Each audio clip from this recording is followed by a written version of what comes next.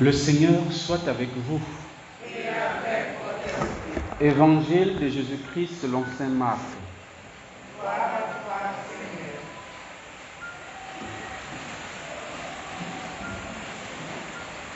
Après son arrivée au milieu des acclamations de la foule, Jésus entra à Jérusalem dans le temple. Il parcourut du regard toutes choses et, comme c'était déjà le soir, il sortit pour aller à Béthanie avec les 12. Le lendemain, quand ils quittèrent Béthanie, il eut faim. Voyant de loin un figuier qui avait des feuilles, il alla voir s'il y trouverait quelque chose. Mais en s'approchant, il ne trouva que des feuilles, car ce n'était pas la saison des figues.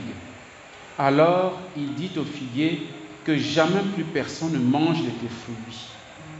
Et ses disciples avaient bien entendu.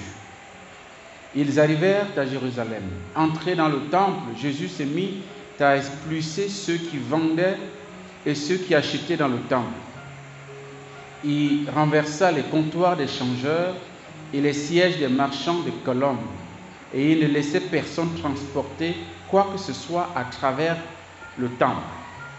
Il enseignait et il déclarait aux gens: l'Écriture ne dit-elle pas, ma maison sera appelée maison de prière pour toutes les nations? Or, vous en avez fait une caverne de bandits. Apprenant cela, les grands prêtres et les scribes cherchaient comment le faire périr. En effet, ils avaient peur de lui, car toute la foule était frappée par son enseignement. Et quand le soir tomba, Jésus et ses disciples s'en allèrent hors de la ville. Le lendemain matin, en passant, ils virent le figuier qui était desséché jusqu'aux racines. Pierre, se rappelant ce qui s'était passé, dit à Jésus: Rabbi, regarde, le figuier que tu as maudit est desséché. Alors Jésus, prenant la parole, leur dit: ayez foi en Dieu. Amen, je vous le dis, quiconque dira à cette montagne: enlève-toi de là et va te jeter dans la mer, s'il ne doute pas dans son cœur, mais s'il croit que ce qu'il dit arrivera, cela lui sera accordé. C'est pourquoi je vous le dis, tout ce que vous demandez dans la prière, croyez que vous l'avez obtenu et cela vous sera accordé. Et quand vous vous tenez en prière, si vous avez quelque chose contre quelqu'un, pardonnez, afin que votre Père qui est aux cieux vous pardonne aussi vos fautes. Acclamons la parole de Dieu. Louange à toi, Seigneur Jésus.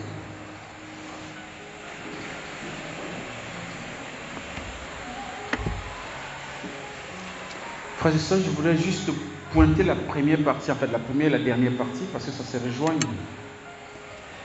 Il s'agit du figuier que Jésus a voulu manger de ses fruits. Il s'en est approché, il a vu des feuilles et il espérait y trouver des fruits. Il s'approche, il ne trouve rien et il a une parole dure que jamais plus personne ne mange de tes fruits.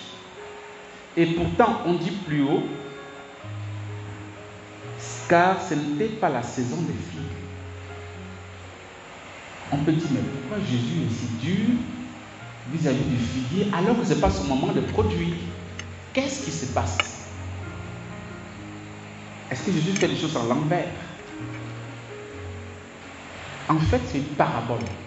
C'est une image que Jésus a voulu pour enseigner ses apôtres, puisqu'ils savaient ce qui devait se passer. Le lendemain, ils vont repasser par là. Et Pierre, comme il bavarde beaucoup, il a dit au Seigneur, mais le figuier que tu as maudit hier, le voilà desséché jusqu'aux racines. Et Jésus va profiter maintenant pour donner un enseignement. Pour donner un enseignement sur la foi. Si vous avez la foi, vous êtes capable de déplacer les montagnes. Donc si ce figuier est devenu, c'est desséché par ma parole, vous êtes aussi capable de déplacer une montagne, d'accord, par la foi que je vous donne, la foi en ma parole, effectivement, la foi en ma promesse. Frère, se déplacer une montagne ici, il ne s'agit pas d'une montagne matérielle, Comme le figuier qui se dessèche. Il ne s'agit pas de ça. Jésus n'a pas maudit le figuier pour maudire le figuier. Il y a toujours dans l'attitude de Jésus une dimension salutaire, de salut. Il y a toujours une leçon de salut qui est derrière. En fait, il veut enseigner à ses apôtres que si le figuier a des saisons pour produire des figues, pour l'homme, il n'y a pas de saison. Vous ne pouvez pas dire, aujourd'hui lundi, je vais bouder, et puis le mardi, je vais rire, et puis le mercredi, je vais être triste. Vous ne pouvez pas, ce n'est pas possible. Sauf si vous n'êtes pas chrétien. Vous faites votre programmation d'humeur comme vous voulez. Ça, c'est votre problème. D'accord? Mais si vous êtes chrétien, on n'a pas le choix que de porter des fruits tous les jours que Dieu fait.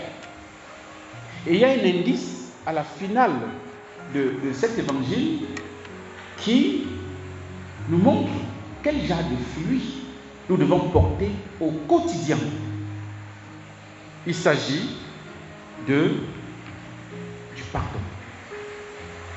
Et quand vous vous tenez en prière, si vous avez quelque chose contre quelqu'un, pardonnez afin que votre Père qui est aux cieux vous pardonne vos fautes. Voilà le lieu par excellence où nous devons tous les jours produire des fruits. Il n'y a pas à remettre à demain. Je disais à quelqu'un il n'y a pas longtemps tout à l'heure là que, en fait, ce n'est pas moi qui le dis, je rappelais juste ce qui n'est pas dans la Bible, que ta colère, que le soleil ne se couche pas sur ta colère. C'est-à-dire, tous les jours, le soir, tu dois faire le compte de la journée. Qui t'a blessé?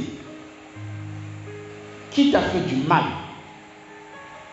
Voilà, quelle que soit la montagne du problème, et c'est là où tu dois intervenir ta foi pour déplacer ces montagnes de haine, de colère, pour permettre à la grâce de Dieu de fondre dans ton cœur et dans ta vie.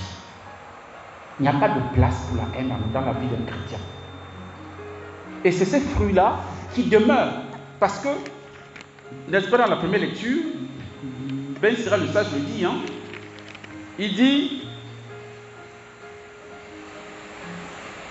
il y a des gens dont le souvenir s'est perdu.